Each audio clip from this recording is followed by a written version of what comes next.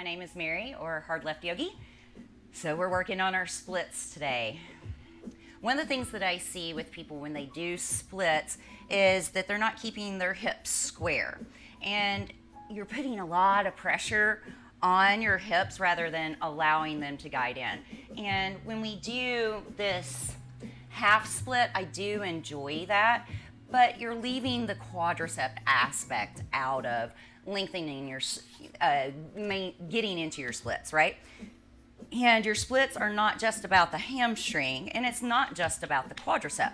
A split, a one-legged split, is about the connection between the front leg and the back leg. So it behooves you to try to work that aspect. So what are we doing?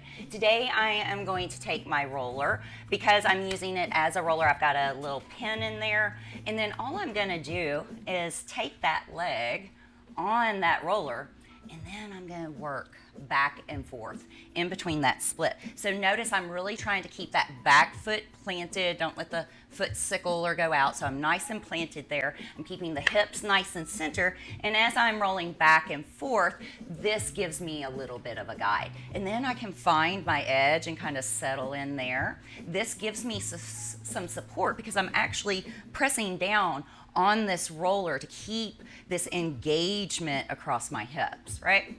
So this may help to get your splits a little bit deeper. Those of you who are gluttons for punishment, you can always put it way out here and then allow it to come underneath your ankle.